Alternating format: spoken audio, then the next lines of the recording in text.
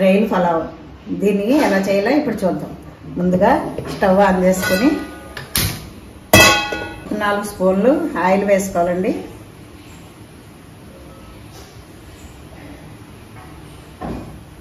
బిర్యానీ ఆకు,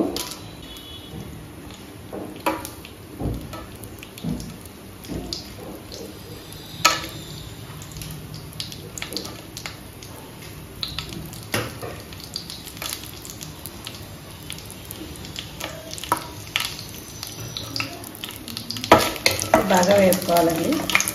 దానిలో పచ్చిమిర్చి, ఒక ఉల్లిపాయ,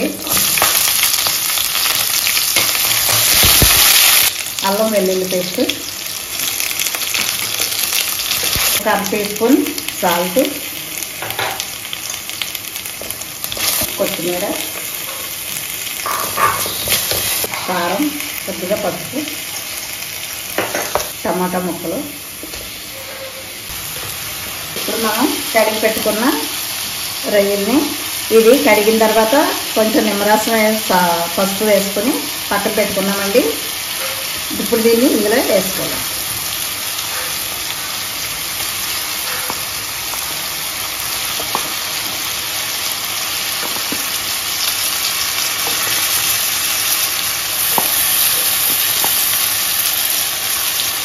రొయ్యల్లోంచి వాటర్ వస్తుంది కాబట్టి కొంచెం ఉడికే వరకు ఉంచుకోవాలి.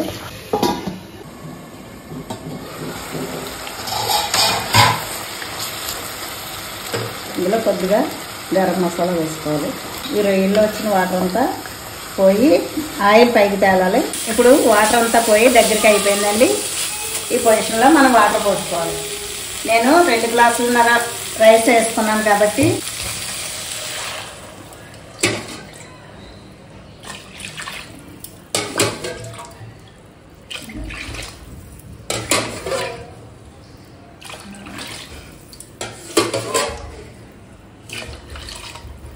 గ్లాసులు వాటర్ పోసుకున్నాను.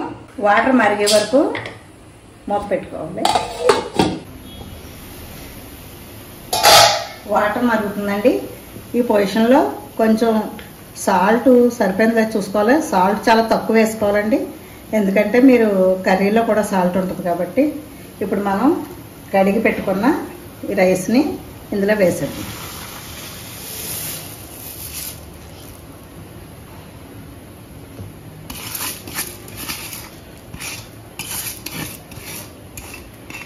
పైన కొంచెం కొత్తిమీర కూడా చల్లుకోవాలి. ఇలా అయిన తర్వాత ఈ రైస్ని మనం రైస్ కుక్కర్లో పెట్టడానికి అందులో మనం మార్చుకోండి.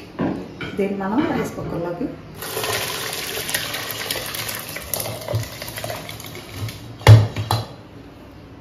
ఒకసారి కలుపుకొని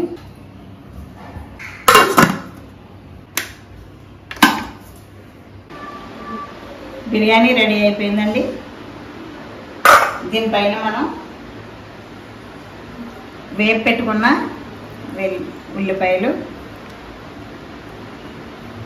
చల్లుకోవాలి. తర్వాత కొన్ని జీడిపప్పులు కూడా చల్లుకోవాలి.